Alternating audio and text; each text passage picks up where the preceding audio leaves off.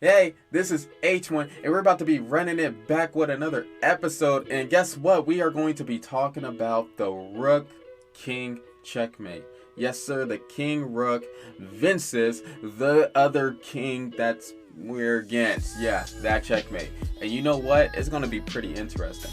It's going to be really interesting because this was probably one of the hardest checkmates I couldn't do when I was a young kid learning how to play chess. But it's cool now. I know how to teach it. I know how to teach it pretty good. So let's get into it right quick. And it's going to be a lot more complicated than the other checkmates. Hopefully you're ready, but if you're not, then make sure that you like and subscribe. That should give you some comfort if you just like tap that button and just caress the subscribe button, and then you can stay notified on everything else. Okay, let's get into it.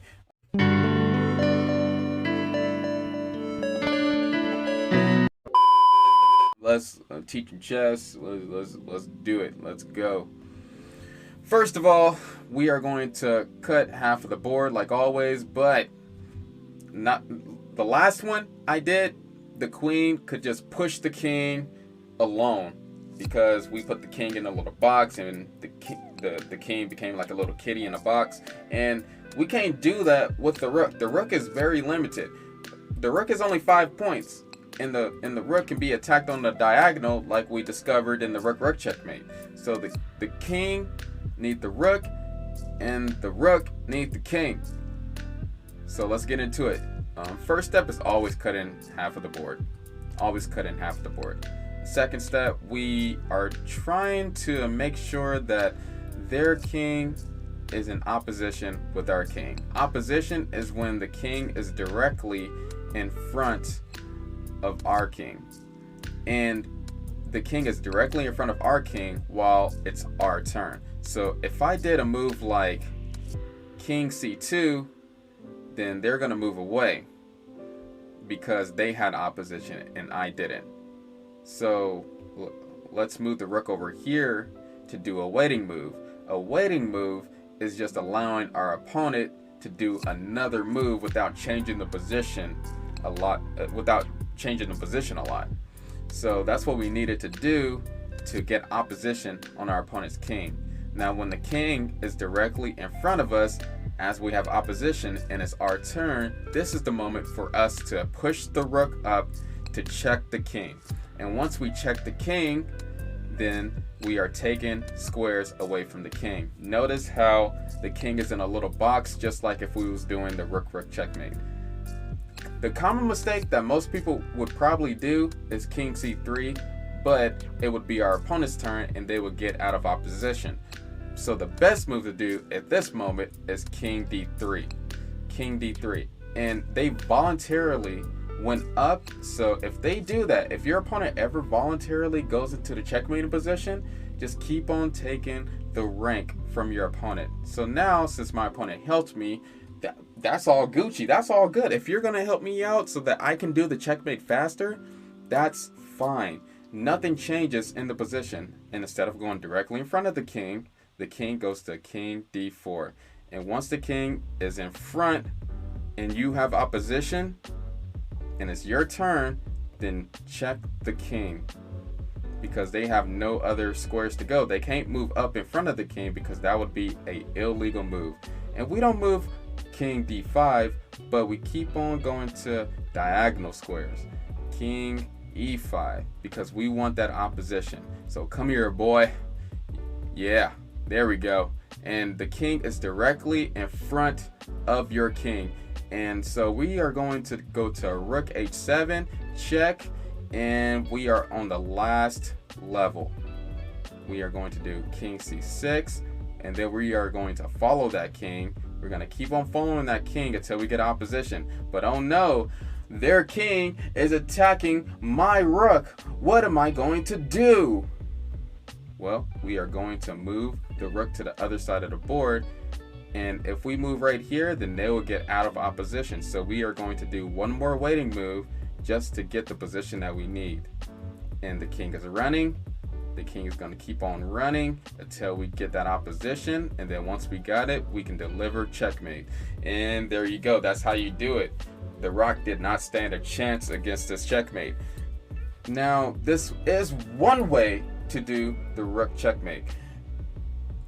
I guess I could show the other way. I feel like that would be a lot more easier for somebody who is trying to develop their chess skills, but there is another way to do it, and it solely depends on the king and rook. And if you want to do the first checkmate, if that's easier for you, then go back, do that checkmate, and listen to my words again. But let's move on to the other way to do this checkmate, which is just having a square, just putting the king in a box, just slowly but surely.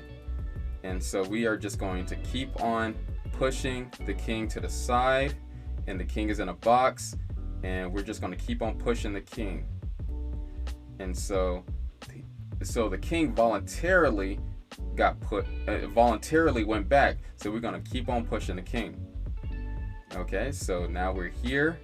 We're going to move the rook over, and the square is just getting a little bit smaller. So in this demonstration, you are making the kitty box. You know what I mean? You are making that box, and you want to make that box a little bit smaller.